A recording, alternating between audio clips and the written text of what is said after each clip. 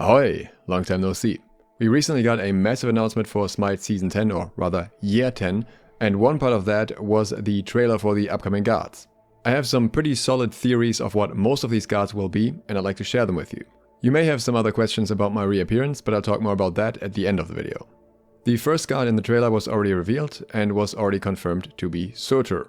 Forged in the fire of an eternal conflict, Surtr will erupt to raise the lands of gods and men. His title will be the Fire Giant, fittingly, and he will be a Norse god. He seems to be labeled as melee in the files. If we go by the most recent god releases, then we are due for another warrior, since the last warrior was Shiva and we've had every other role since. In combination with his general design, his combat style and the melee label, as well as the fact that we literally just had a Guardian release with Maui, I am fairly certain that he will be a warrior. What we also know is that he utilizes an imp that he can throw at enemies, and that he can turn into a meteor and slam onto the ground.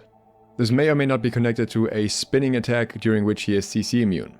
In his data mining, he also had an effect that reduces physical protections and healing, so I guess a little bit like the actual Fire Giant. He also has a slow, and he can spawn explosive barbs that other people can somehow get stuck in. For the second guard this year, the trailer gives us quite a lot of information. Through the flames, rebirth gives way to change, and the rise of monsters. So the first thing that is mentioned here is the rise of monsters, so we can expect some form of monster, and that is reflected in what we're seeing seemingly being a lion. The roar itself also sounds very lion-ish. What's also notable is that there is this tower with broken chains in front of it. All of this to me points towards this next character being the Manticore. The Manticore, being a future god, has been a long-standing meme in SMITE, and Hi-Rez doesn't shy away from reviving memes long after they're dead. It would also make sense from a nostalgia perspective, because it's pretty clear that this season they're trying to appeal to long-term or earlier players as well. Especially the broken chains are also an indicator to me, because back in the day, the Manticore used to actually be a character in jungle practice that you would basically beat down on. So now he would return free from these shackles. This is also further supported by data mining, in which the next god after Surtr is called the Man-Eater, which is the name of the Manticore if you translate it. If the assumption of the Manticore is correct, I guess the most likely role for this would be an assassin. However, before looking into the data mining, I also figured another option could possibly be a hunter, and using the scorpion stinger that he has as a projectile weapon instead. And interestingly enough, the data mining mentions a hunter with physical damage, so it is possible that we're actually getting the hunter relatively early this year. Then again, Ixchel hasn't been that long ago, so I wouldn't be too sure. Fun fact, the Manticore actually has an entire guard reveal trailer already, where Mesmerize and the Lore Lady argue with each other, which was an April Fool's joke. But even in this trailer with his original model, we can see that he is using ranged attacks to clear the minions. He also had an entire moveset in this trailer, which includes triple shot, purple smoke, line of smoke, and ally ambush. Especially ally ambush was funny, where he summons his friends to fight for him. As a last note on the Manticore trailer, the broken chains may also be in reference to Fenrir, the Unbound, who happened to be another meme god for a long time, where they were kind of joking about him being the next god, and he was never the next god until he eventually was. Same as it will be the case here for the Manticore. Now for the third god of the year. The sunlight pierces the ashen horizon, nurturing the barren lands and welcoming new life. There are quite a few hints in this trailer that allow us to nail down the god with fairly high probability. So we know that this god is nurturing the barren lands and welcoming new life. In the background we can see a ziggurat, and there's this water drop with rainbow color and rainbow reflections. I'd like to thank Camus for pointing out the ziggurat, because that made the whole thing a lot more obvious. Why? Because ziggurats are a Mesopotamian structure, so we can expect a god from the Babylonian pantheon here. And that pantheon happens to have a god that has been described as the goddess of making children, so that goes very much in line with welcoming new life. That same goddess name can also be translated as rainbow, so that's where the rainbow drops come in. And the goddess in question is, I don't know how to pronounce her name because there are like 20 options, but I guess it's Ixchel or something similar. Wikipedia describes her as the aged jaguar goddess of midwifery and medicine in ancient Maya culture, or our grandmother, the nocturnal physician. So based on these descriptions, it's not unlikely that Baba Yaga will get some company in the old lady department soon. She's typically depicted with a snake on her head, often holding a bunny, flowers, or a jar. Based on her general depiction and also the things that are said about her in the trailer, I would expect that she will have some form of supporting role. Not necessarily as a guardian, maybe also as a mage, but I think that she will be somehow involved with helping or healing or something along those lines. Let's check out the trailer for god number 4. And for the souls that were lost, they will be carried and find their way to what awaits us all. This one is so obvious it's basically slapping you in the face. The souls that were lost, people who died, they will be carried, and they find their way to what awaits us all, which is death or the afterlife. And what you can see in the trailer is the souls being carried along a river, this river very likely being Styx. And who is the ferryman of this river? Good question, because his name has also got a bunch of different pronunciation. Charon, Charon, Charon, or maybe just Charon. We're gonna call him Charon here, and Charon is the ferryman of Hades.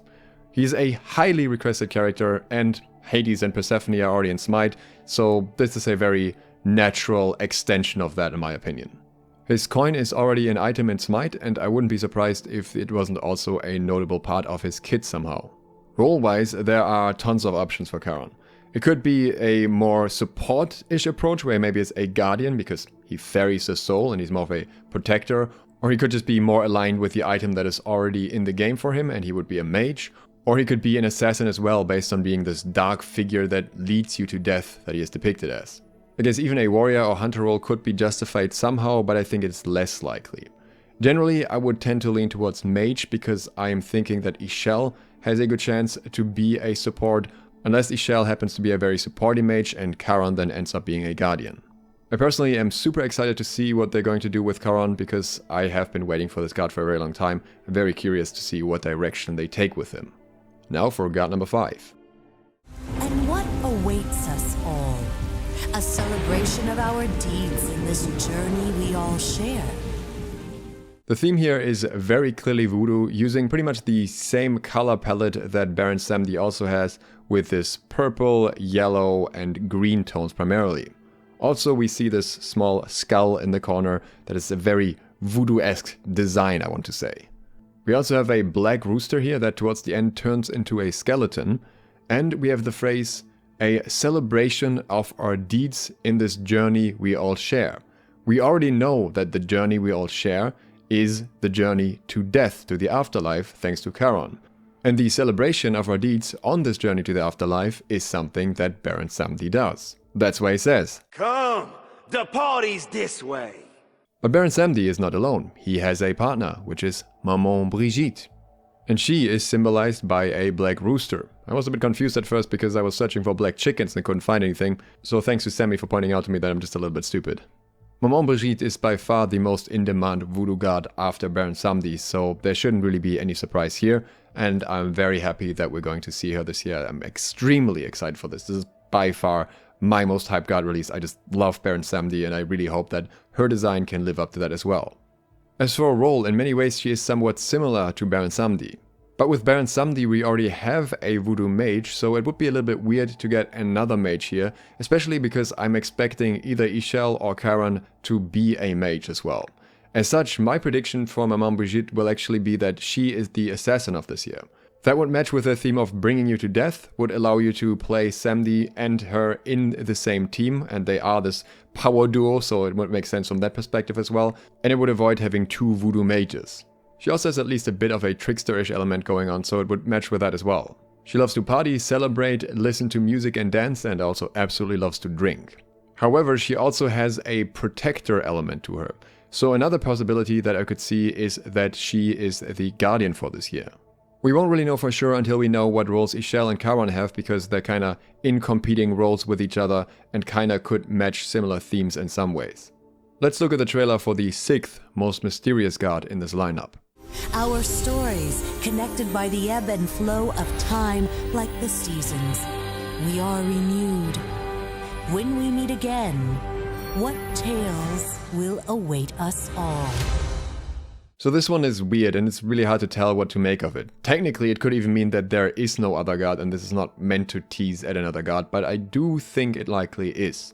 I want to share two theories with you. The first one is from Kaios. He posted this on Reddit along with some artwork for the upcoming gods that he thinks are happening, and his theory is as follows.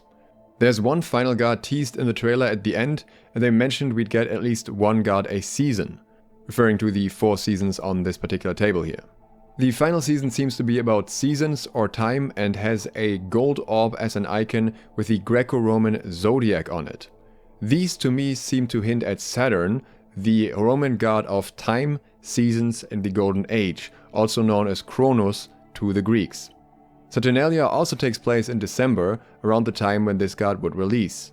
I think he could be a warrior. There's also a possibility that this god is a generic placeholder slot and could be for anyone, as they might not have them planned that far in the year. I think this is probably the strongest theory, and Saturn is also a recognizable name, so this would be what I think is most likely. Props to Kaios for finding it. However, there is an alternative. And this is going to be a spicy theory. The particular orb that Kaios mentions, which is in fact visible in the 4th season part, is also visible somewhere else. And that's in the trailer itself, in Lore Lady's hands.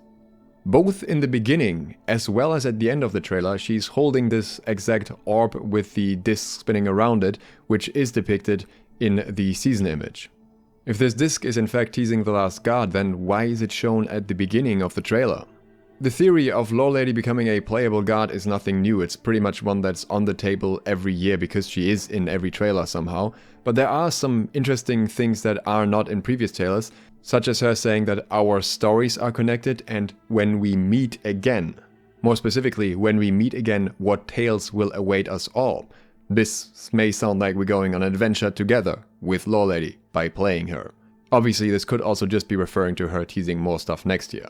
There's an old theory that Lore Lady is actually Nut, who's also a highly requested goddess. This would explain why there's still no obvious teaser for Nut on the god roster this year. There is however something that speaks against it. Nut is an Egyptian goddess, and as Kaios has pointed out, this orb with its spheres around it has zodiac signs on it which are Greco-Roman and not Egyptian. As such, this theory would make more sense if Lore Lady is actually not Nut but another goddess. I still believe that Saturn is more likely giving the connection to time, but I wanted to point out both possibilities. Now, what I've seen so far of SMITE Year 10 is very exciting, and I want to talk about the upcoming content in Year 10 in the future as well, when we see the full patch notes. If you want to see that, consider subscribing and clicking the bell. However, I want to make it clear that this is not me doing a full-time return to SMITE. There are various reasons why that is difficult to do, especially from Australia, and I also really enjoy making New World videos. Again, I'll explain that in more detail in the SMITE Year 10 patch notes video soon. For now, thanks to my patrons for supporting this video, and thank you for watching. Duke Sloth, out.